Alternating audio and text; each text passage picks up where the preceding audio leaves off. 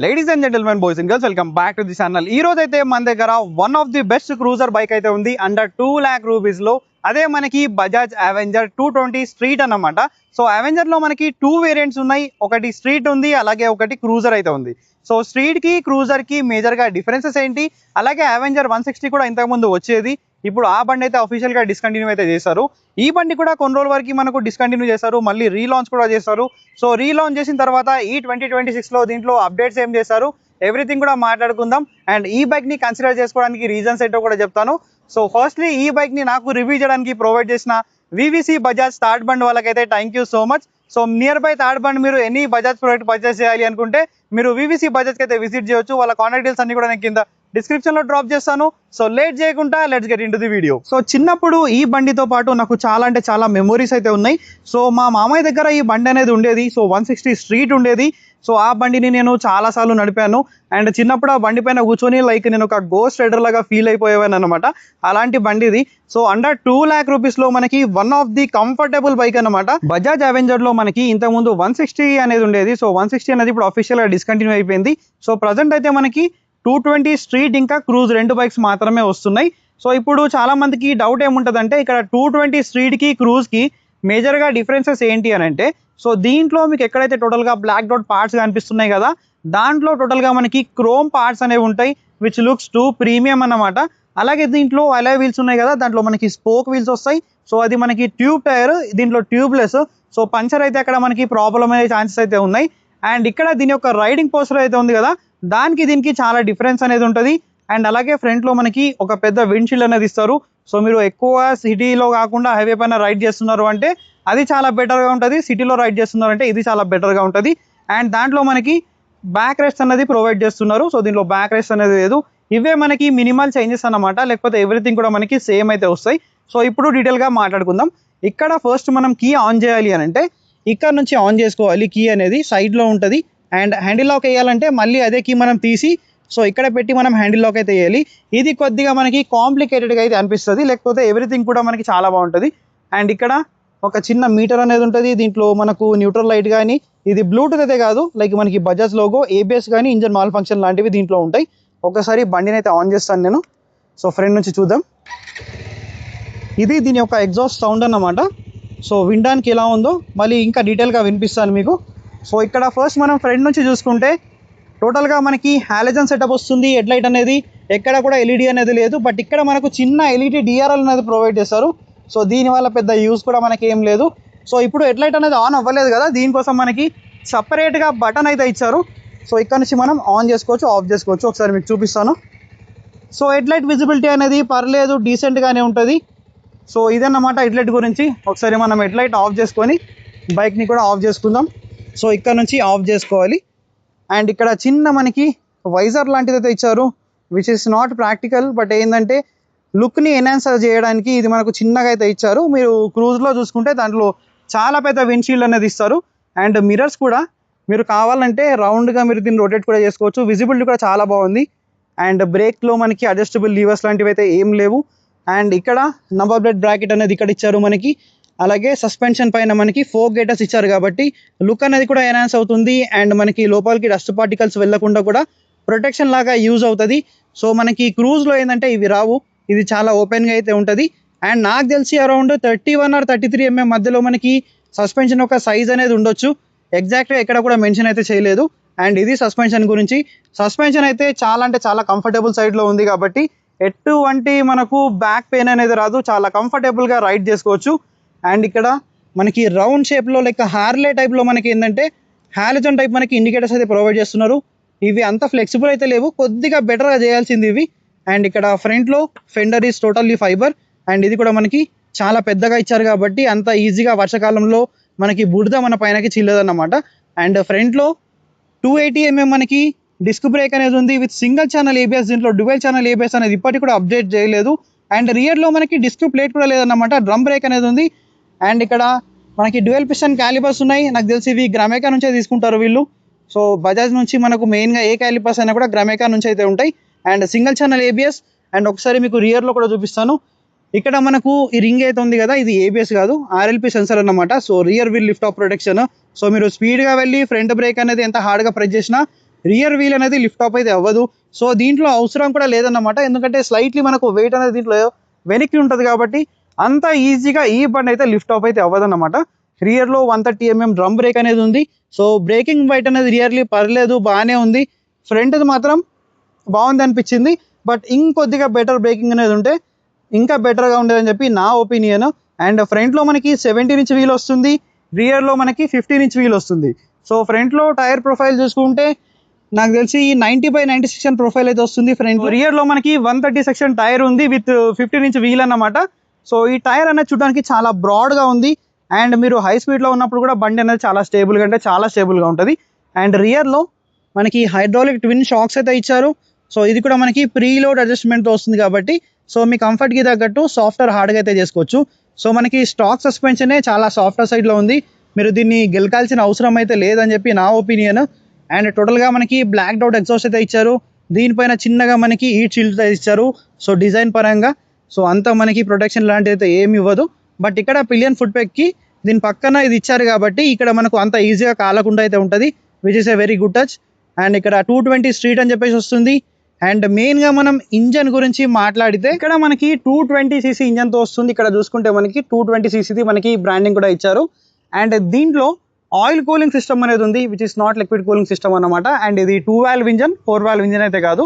So మనకి లో end mid range అనేది బాగుంటుంది, టాప్ ఎండ్ అనేది అంతేం బాగుండదు. మీరు 80-100 స్పీడ్లో క్రూజ్ చేసుకోవడానికి మాత్రం బండి అనేది చాలా బెటర్గా ఉంటుంది. సో ఇక్కడ మనకి 19.03 PS పవర్, అలాగే 17.55 Nm టార్క్ అనేది ఈ ఇంజన్ ప్రొడ్యూస్ చేస్తుంది. సో పవర్ అండ్ టార్క్ కూడా మనకి చాలా లీనియర్గా ఉంది, మరీ అగ్రెసివ్గా కూడా మీకు ఎక్కడ అనిపించదు. అండ్ ఇక్కడ మనకి ఫుట్ పెక్స్ ఏవైతే ఉన్నాయి కదా, టోటల్లీ మనకి ఫ్రంట్ సెట్ ఇచ్చారు, which is like A cruiser అన్నమాట. లైక్ మీరు కంఫర్టబుల్గా రైడ్ అయితే చేసుకోవచ్చు.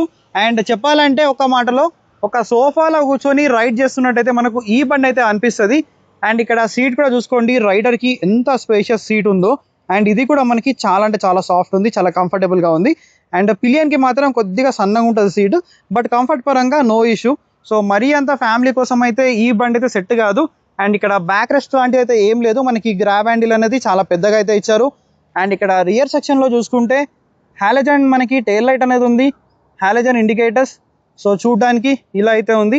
సో ఈ బండి అయితే దీని యొక్క లెంత్ అనేది చాలా అంటే చాలా ఎక్కువ ఉంటుంది. సో మీరు అంత ఈజీగా అయితే దీన్ని టర్న్ చేయలేరు అన్నమాట.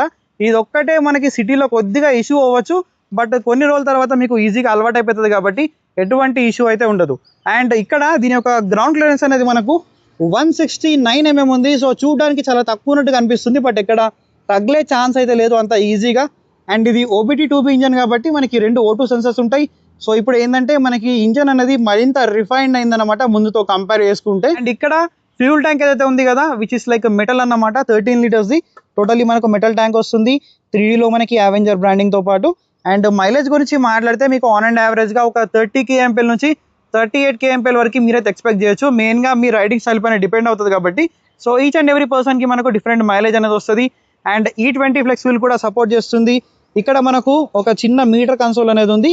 అండ్ దీంట్లో కూడా మనకి బేసిక్ ఇన్ఫర్మేషన్ ఉంది, ఒకసారి మీకు ఆన్ చేసి చూపిస్తాను. ఇక్కడ నుంచి ఆన్ చేయాలి. సో ఆన్ చేసుకున్న తర్వాత దీంట్లో ఇంజన్ మాల్ ఫంక్షన్ లైట్, అలాగే ఇది ఏదైతే బ్లూ కలర్లో ఉంది కదా, బ్లూటూత్ అయితే కాదు, బజాజ్ లోగో, ABS లోగో, అలాగే మనకి ఇక్కడ ఏంటంటే న్యూట్రల్ లైట్ అనేది ఇచ్చారు. సో దీంట్లో గేర్ పొజిషన్ ఇండికేటర్ లాంటిది అయితే ఏం లేదు. పైన మనకి స్పీడ్ అనేది ఉంది, ఓడో అనేది ఉంది, ట్రిప్ డీటెయిల్స్ అయితే ఉన్నాయి. లైక్ మనకి ఇక్కడ టైం అనేది ప్రొవైడ్ చేస్తారు, కింద మనకి ఫ్యూల్ అన్నమాట, లైక్ సైడ్ స్టాండ్ ఇండికేషన్ అనేది ఇక్కడ చూపిస్తుంది. అండ్ మోడ్ బటన్ని క్లిక్ చేస్తే మనం సో ఇక్కడ మనకి ట్రిప్ 2, ట్రిప్ 1, ట్రిప్ 2. సో మనకు ఇన్ఫర్మేషన్ కూడా ఎక్కువైతే ఏం లేదు. ఇప్పటికైనా ఈ మీటర్ కన్సోల్లో మనకి బ్లూటూత్ కనెక్టివిటీ ఇవ్వకపోయినా కూడా లైక్ ఒక గేర్ పొజిషన్ ఇండికేటర్ అన్న దీంట్లో ఇవ్వాల్సిందని చెప్పేసి నా ఒపీనియన్. అండ్ మీటర్ అనేది పర్లేదు, సో ఇంకా కొద్దిగా ఫిట్ అండ్ ఫినిష్ బెటర్గా చేయాల్సింది. అండ్ మెయిన్గా ఈ బటన్స్ ఏవైతే ఉన్నాయి కదా, చాలా అంటే చాలా హార్డ్గా ఉన్నాయి, అంత ఈజీగా ప్రెస్ అయితే అవ్వట్లేదు. అండ్ నాకు తెలిసి సర్వీస్ డ్యూ ఇండికేటర్ కూడా దీంట్లో వస్తుంది అనుకుంటా. అండ్ ఒక్కసారి మీకు మళ్ళీ ఇగ్నిషన్ ఆన్ అండ్ ఆఫ్ చేసి చూపిస్తాను. సో స్వైప్ అప్ ఎలా ఉందో, ఇక్కడ మనకి స్ట్రీట్ 220 అని చెప్పేసి మనకు స్వైప్ అప్తో పాటు వస్తుంది.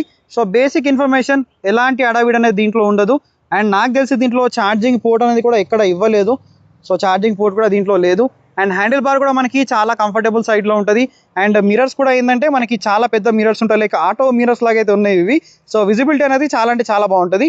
అండ్ క్లచ్ ఏదైతే ఉంది కదా, నాకు తెలిసి స్లిప్పర్ క్లచ్ వస్తుందో రాదో, బట్ క్లచ్ అయితే చాలా లైట్ అనిపిస్తుంది. అండ్ స్విచ్చెస్ అయితే లైక్ ప్లాటినా లాగా అయితే అనిపిస్తున్నాయి నాకు. ఇవి ఇంకొద్దిగా బెటర్గా చేసుంటే బాగుండేది. అండ్ పర్లేదు బాగానే ఉంది ఫిట్ అండ్ ఫినిష్, బట్ ఇంకొద్దిగా ప్రీమియంగా ఇచ్చేది ఈ ప్రైస్ రేంజ్లో.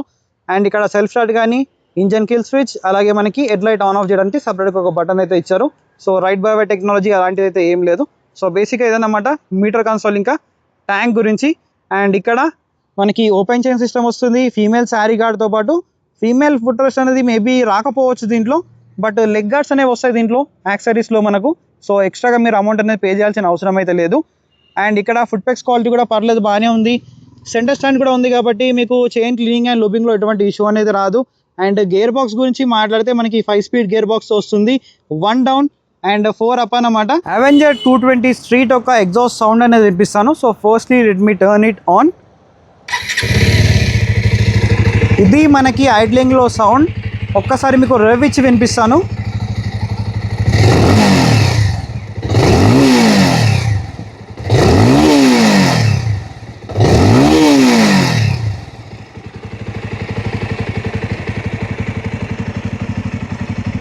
బజాజ్ అవెంజర్ 220 స్ట్రీట్ ఒక రైడింగ్ పోర్షన్ అనేది మనకు ఇలా అయితే ఉంటుంది, which is like two comfortable అన్నమాట. మనకి రైడర్కి చాలా అంటే చాలా స్పేషియస్ సీట్ అనేది ఉంది. అండ్ నా హైట్ అనేది 5.5, నాకు టోటల్గా ఫ్లాట్ ఫిట్ అవుతుంది. లైక్ మీ హైట్ అనేది 5'1", 5'2" ఉన్న వాళ్ళు కూడా ఈ బండిని చాలా ఈజీగా యాక్సెస్ చేయొచ్చు. Finally this is all about the 2026 Bajaj Avenger 220 street గురించి అన్నమాట. సో ఇప్పుడు చాలా మందికి డౌట్ ఏంటంటే స్ట్రీట్కి క్రూజ్కి మేజర్గా డిఫరెన్స్ ఏంటి అని అంటే, సో దీంట్లో మనకి ఏదైతే టోటల్గా బ్లాక్ డాట్ పార్ట్స్ చూస్తున్నారు కదా, దాంట్లో మనకి టోటల్గా క్రోమ్ పార్ట్స్ అయితే వస్తాయి.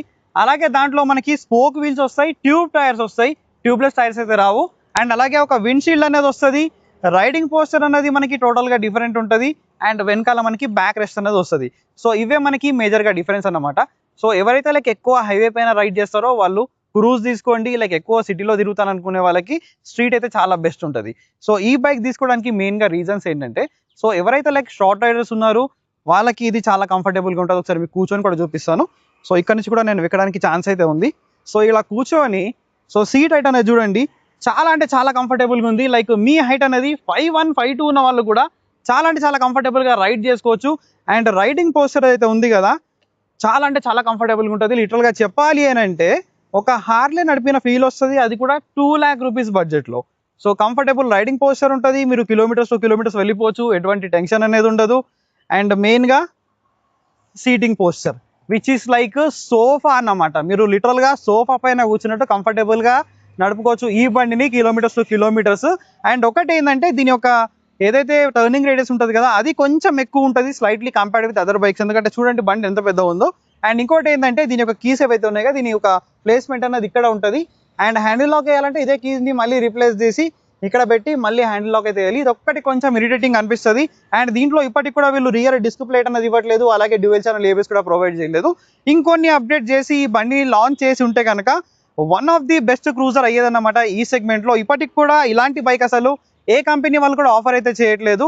సో ఈ బండి పైన మీ ఒపీనియన్ ఏంటి? ఈ బండిని మీరు 2026లో కన్సిడర్ చేస్తారా లేదా? ఎవ్రీథింగ్ కూడా let me know in the comment section. I will see you another video. Until then, take care, keep loving, keep supporting. Signing off, your Motoboy VK.